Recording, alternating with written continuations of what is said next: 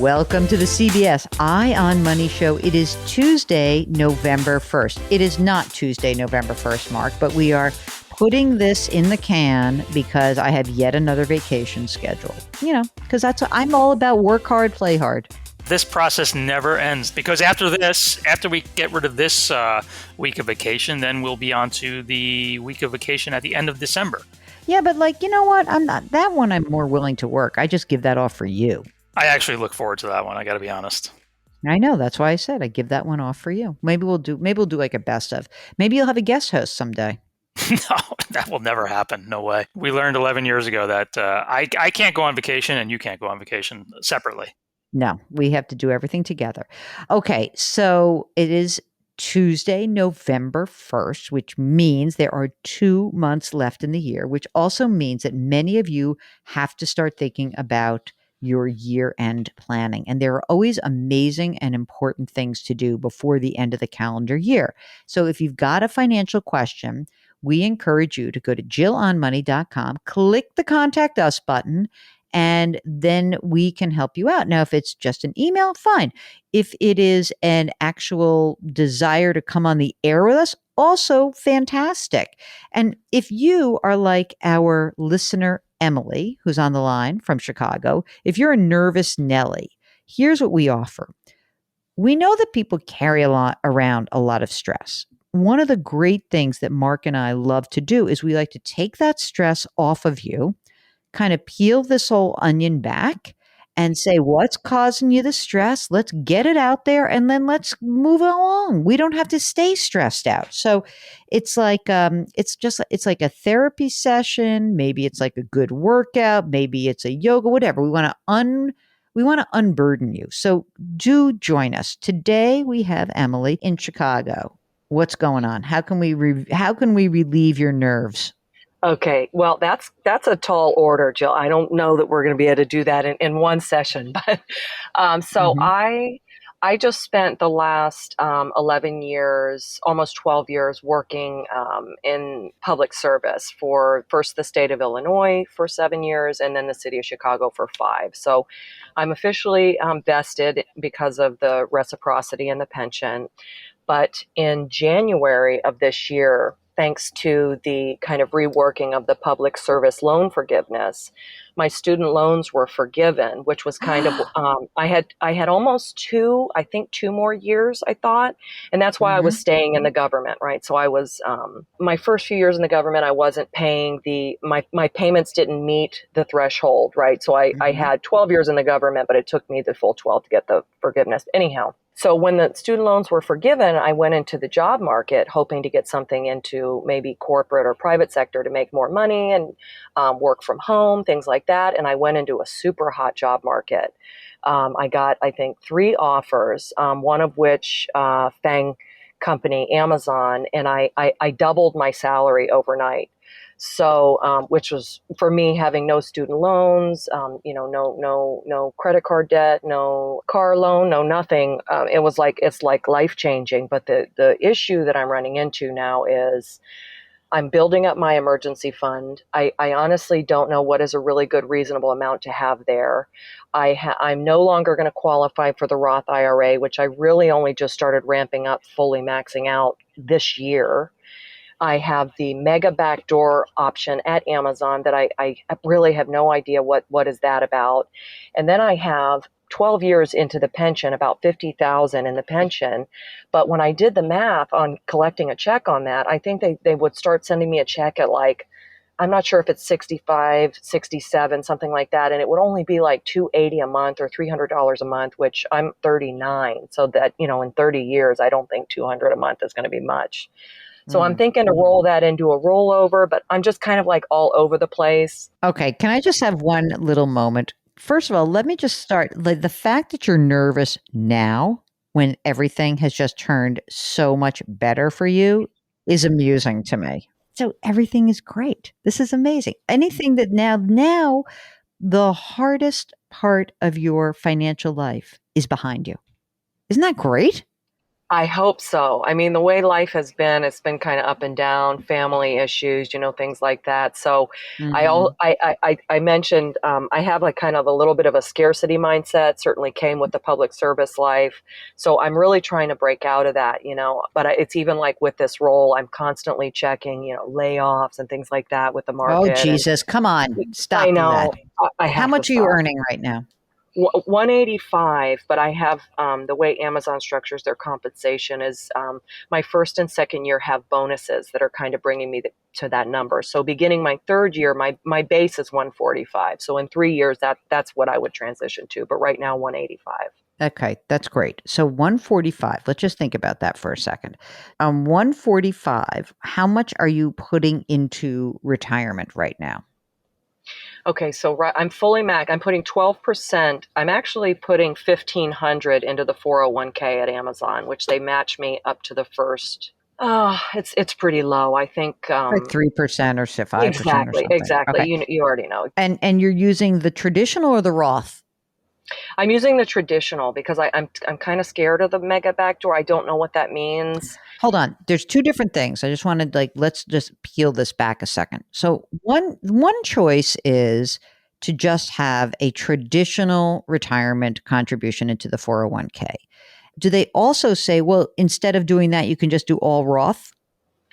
So there is an option, and they don't even say it. It's all online, and there's just a button that I can click where it would be my after tax contributions where they automatically switch that over to a Roth. Mark, when you're hearing that, do you hear what the distinction I'm trying to ask?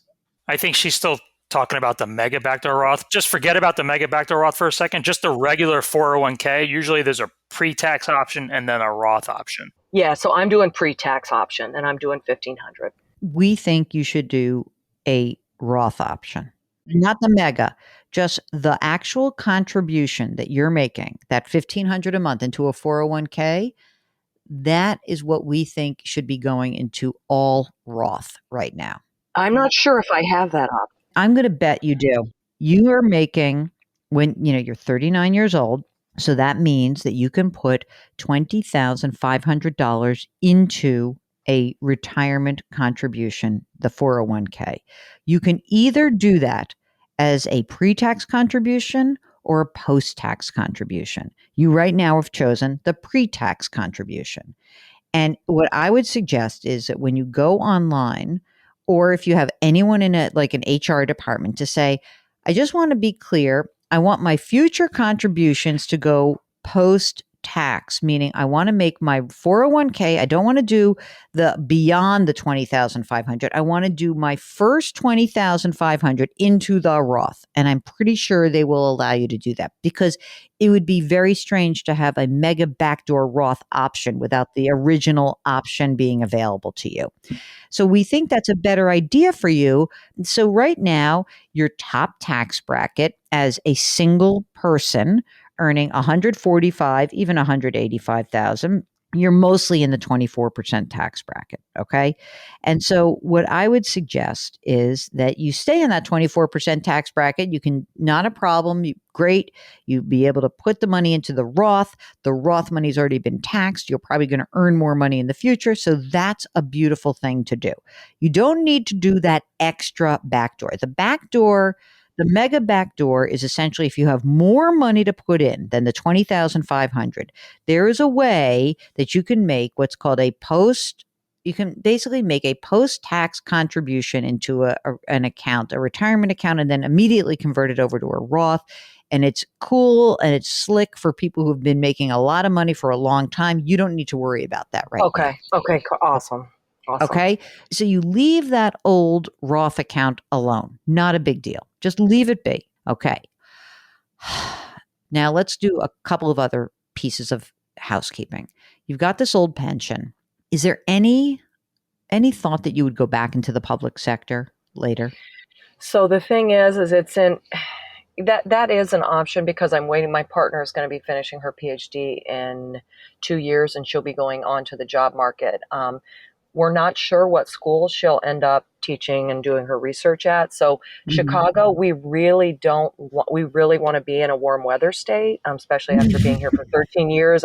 I'm originally from Florida, so really trying to get to, beaches and sunshine and that kind of thing. But I can't really, in good faith, take it 150% off the table because I don't for sure know if Chicago's 150% rolled out. You know what, though?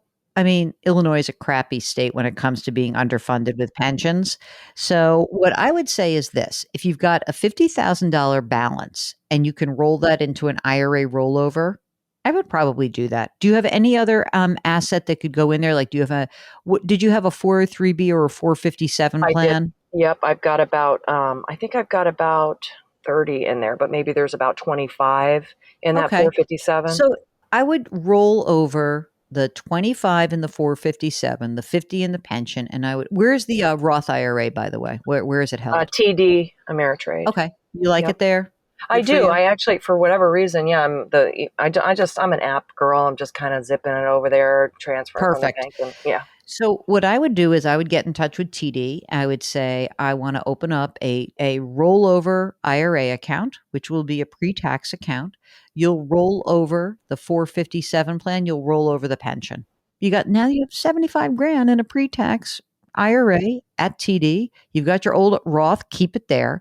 And then you said you had been building up your emergency reserve fund. So how much is in your emergency reserve fund? 25.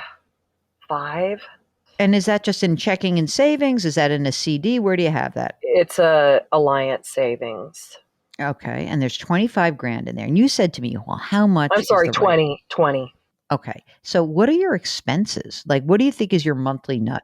Yeah, so my expenses are really low because we're currently sharing like a studio in Chicago, and she and I are contributing about an equal amount and stuff. But with my new income and us planning to move back to Florida for a little while, I'm foreseeing doubling my expenses from, I think, like right around 15. That's not including food and stuff. I'm talking just Yeah. basic bills like rent. Probably from 15 to about 3 grand.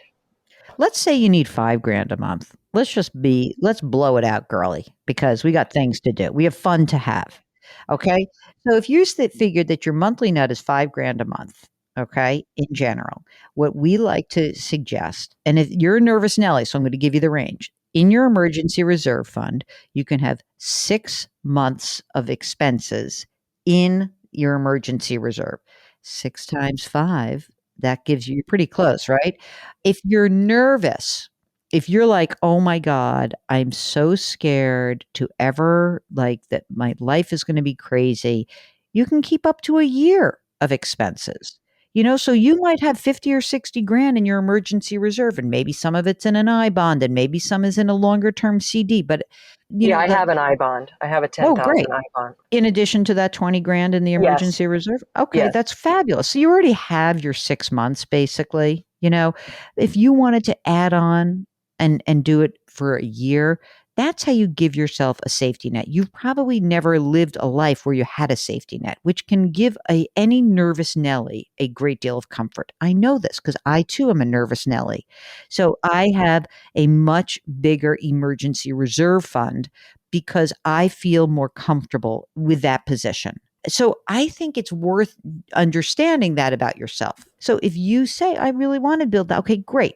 So big picture, you're in great shape. Your loans have been forgiven. You have no other debt, right? No, No debt.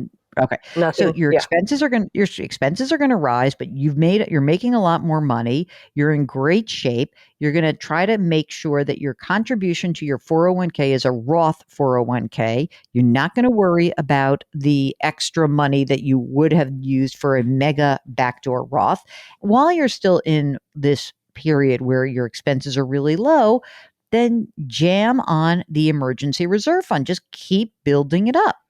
And if you want to have 50 or 60 grand in there, that's fine. That's fine. Beyond that, once, if you're at Amazon and it's or any other company, like it's a couple of years from now and you're making a lot more money, then we can do lots of other things. You can maybe add more money beyond the emergency reserve fund. You can add a small investment account. You can set up another account at TD Ameritrade that's just a plain old Like a boring traditional. investment. Not even a traditional, but just like a regular investment account where you just Okay. say, I'm going to put in, like maybe if you were putting a couple $1,000s a month into your emergency reserve and it's already, you're like, oh my God, I'm at 50,000. Then TD Ameritrade, you could say, hey, you know what?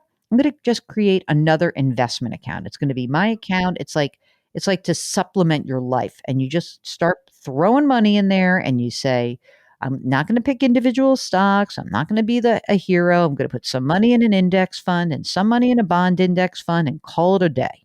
I have one more question that kind of, I've been doing way too much Googling on this. It's like giving me Okay. OCD. Part of the compensation package is the restricted stock units. Yeah, And love I'm 'em. just like, do I hold those for, I'm nervous to be too invested in Amazon, but also it's Amazon. So should I be nervous? Like commonly I hear that people in startups, they sell those RSUs as soon as they get them, right? Yeah. So I don't know what to do with that. So the reason why people don't sell RSUs is what they try to do is they say it becomes like you get taxed on this, right? And there's a game that people will play and they'll say, well, I don't want to be taxed on a short-term basis. I want to be taxed on a long-term basis. And that will reduce your tax burden, but it increases the amount of risk that you bear. So the best practice when it comes to RSUs, which are restricted stock units, is that as they become available, you sell them. You make sure they withhold taxes if they're, I think they do that at Amazon, and you reallocate that money into, like, as we were just talking about, like a TD Ameritrade, a plain old investment account. And that's it. That's all you do, and you do it every time they become available. The reason you do that is not because you don't believe in the company, it's because you understand that some years you're gonna hit it big, where you're gonna be like, "Thank God I sold it," and some years you're gonna be like, "Oh, darn it, I should have held on." Doesn't matter. But it's Amazon. I know, it is Amazon, but, I mean, what is the Amazon stock this year? I just was I have I'm just gonna look for the heck of it. Where is it on the I year think to it's date? around 120. No, so I'm doing a detox right now and I'm not looking at it. 126. And so just to be clear, like that's wonderful. It's 126. And then, last fall it was like 180. All right. I get you. Like, but who cares? And by the way, if you're invested in your 401k and you're using like, an S&P 500, well, guess what that S&P 500 has? Amazon. Amazon's in there. Exactly. Yeah. Hmm. Yeah, and it's also like in many respects when all of these people make these kinds of calculations and how do I do this and sometimes I just say like you're overthinking it. Like the most of you're so happy that you were in this place, like, it doesn't matter that the stock's down by a quarter this year. It matters that you've got a job, you're making more money, your debt has been released, you're in great shape. So let's do that. Let's like concentrate on the stuff you can control. And that's the beautiful part of where you are in your life, which is like you already had the burden of operating with much less money. Now that you have like more money, let's try to enjoy that. And also let's put this on autopilot so you don't overthink it. Yes. Thank you so much. Also, I would be remiss if I didn't say to you, like, you've got this partner, you're making a bunch of money. Do you guys have wills? So I just did mine, but I haven't done no, I haven't had it the final part. I've got to get that done when we get back to the city. Yeah, I have it done, but I need to get it signed, sealed, and delivered. Good. Yeah. Great. That's what we want. Sign, seal, and deliver that. And let's get it going and make sure you have your documents. And then, like I said, while you're still in a low cost environment, then absolutely let's get that money going into the emergency reserve. And, let's see where you end up next. It's going to be very exciting. Nervous Nelly, Emily from Chicago, we are so grateful that you joined us. I hope that you feel a little bit better. Exhale. I really Life do, is Jill. good. Thank you. Very good. All right. If you would like a little stress relief, why not go to jillonmoney.com, click the contact us button, And let us know if you'd be willing to come on the air. I think that we do relieve stress a lot more when we have you in person. So that's great. While you're on the website, sign up for the free weekly newsletter. And don't forget, you're going to get so sick of this, to pre-order the new book. It's called The Great Money Reset. Change your work, change your wealth, change your life. This is the book that you guys inspired, and that's why I wrote it. So check it out. Everything is at JillOnMoney.com. Okay, Mark Talercio, he is the co-host and the executive producer. We are distributed by Paramount Global. We drop our episodes every Tuesday and Thursday. If you wouldn't mind, leave us a rating on Apple. It helps us out. Do something nice for someone else today. Curiosity, compassion, community. Thank you for listening, and we'll talk to you on Thursday.